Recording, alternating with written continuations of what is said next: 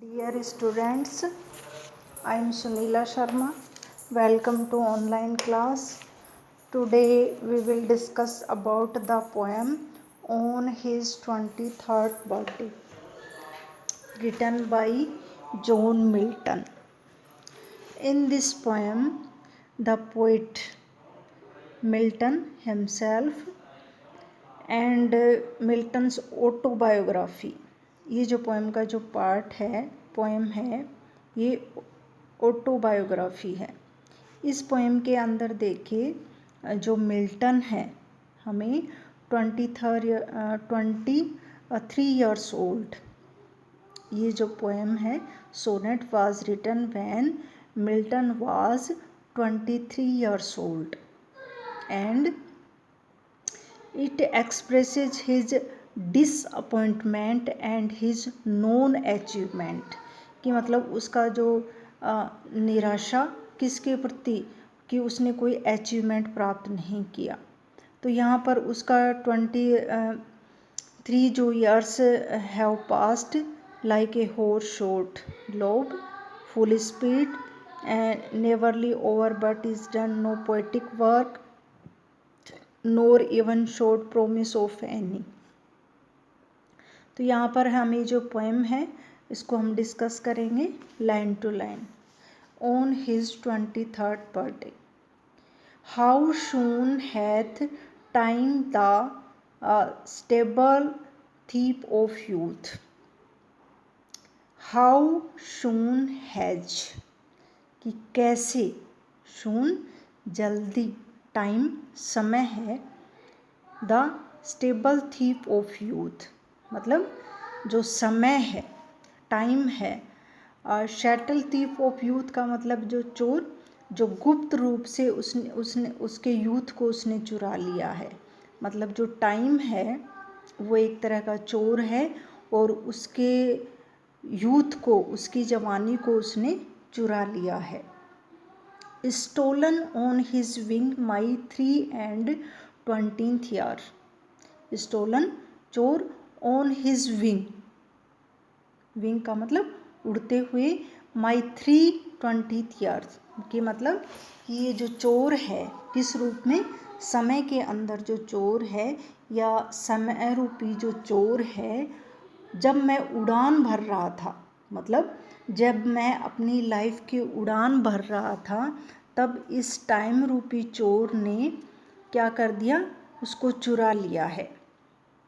My hasting days fly on with full career, hasting days, my hasting का मतलब जल्दी जल्दी, कि मेरे ये जो दिन हैं बहुत ही जल्दी उड़ रहे थे, ऑन विद फुल करियर मतलब एक जो लाइफ का जो पीक पॉइंट था उसके अंदर।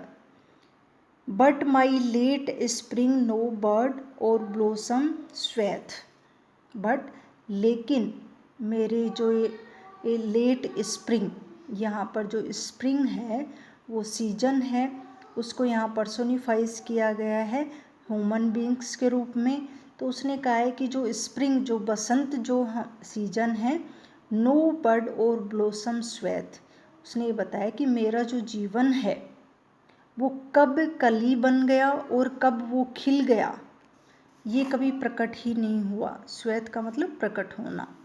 परहैप्स शायद, माई सेम्बलेंस, सेम्बलेंस का मतलब जो बाहरी जो रूप होता है, might device the truth, sorry deceive the truth. तो यहाँ पर डिसीव का मतलब है छिपाना। तो ये कहते हैं कि शायद मेरा जो बाहरी रूप है वो मेरी सत्यता को छुपा रहा है, मेरे ट्रुथ को छुपा रहा है।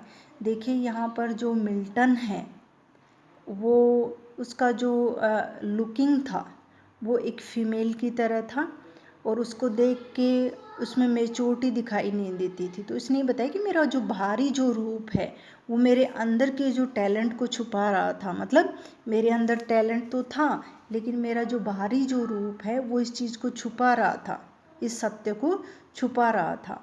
That I to manhood am arrived so near, जबकि मैं अंदर से तो एक मनुष्य रूपी तक पहुंच ही गया था, लेकिन बाहरी रूप से मैं नहीं पहुंच पाया। And inward ripeness does much less appear, कि अंदर से, इनवर्ड अंदर से, राइपनेस परिपक्व, मच लेस अपीयर लेकिन बाहर से नहीं दिखता था। अंदर से तो मैं मेच्योर था, but some more timely happy spirit in death. उसने फिर बताया है कि उसके जो लास्ट के, इट का मतलब यहाँ आंतरिक रूप से है, मेच्योरिटी से रूप है। इनवर्ड राइपनेस, इवन मतलब जो उपयुक्त जो चीज़ होती हैं। तो उसने बताया कि इसके अंदर जो टाइम है, जो चोर था, some more timely happy spirit in death, कि मेरी जो आत्मा के अंदर एक खुशी थी इन डेथ थी। Yet be it less or soon और स्लो। वो ये कहना चाहता है कि हर कोई व्यक्ति के अंदर जो मेच्योरिटी होती है वो लेस होती है, या सून होती है, या स्लो होती है। It shall be still in strictest measure even. और उसने जो टाइम है उसका जो मेजरमेंट किया है वो स्ट्रिक किया है। मतलब कि जो टाइम है वो स्ट्रिक इसलिए नहीं होता क्योंकि टाइम एक जैसा नहीं होता। To the same lot however mean or high, कभी सेम होता है, कभी कम होता है, कभी ज़्यादा होता है।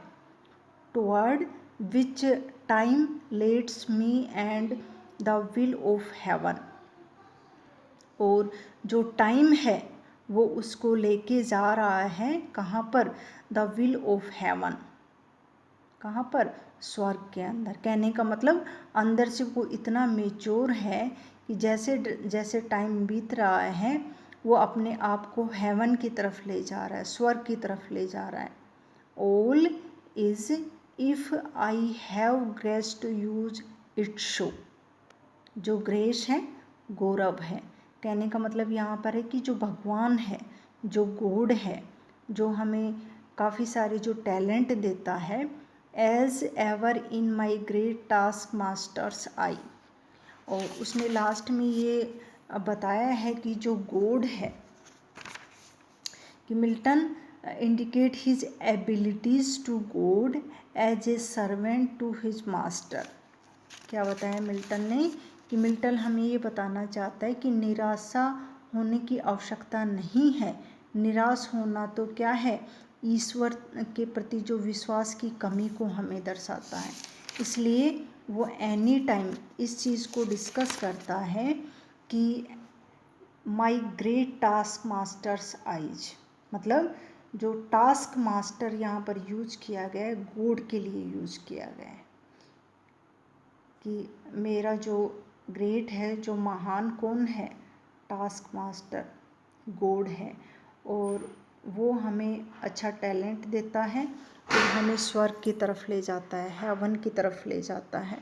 तो ये पोएम भी हमारी जो पेट्रार्गन सोनेट है इसमें 2 पार्ट हैं। शुरू के जो ऑक्टेव पार्ट के अंदर उस कुछ डिसअपॉइंटमेंट है, कुछ निराशा उसको दिखती है, लेकिन लास्ट के अंदर वो फुल रूप से गॉड के प्रति समर्पित हो जाता है। और उसमें एक होप है, एक आशा है भगवान के प्रति कि भगवान जो भी करता है वो अच्छा करता है, हमारे लिए वो टास्क मास्टर है। तो यहाँ हम देखते हैं कि ये जो पोएम है हमारी ऑन हिज 23rd बर्थडे, इस सोनेट के अंदर पेट्रार्गन मॉडल है और लास्ट की जो 2 लाइनें हैं वो भी काफ़ी इम्पोर्टेंट हैं। और फिर हम ये कह सकते हैं कि इस पोएम के अंदर कुछ जो इमेजरी है, इमेजरी जो ऑक्टेव पार्ट के अंदर हमें दिखती है, कि जो टाइम है as a thief, the garden of youth. और आगे हम अगर इसकी लैंग्वेज की बात करें तो काफ़ी सिंपल लैंग्वेज है और 2 पार्ट हैं इसके। Thank you so much.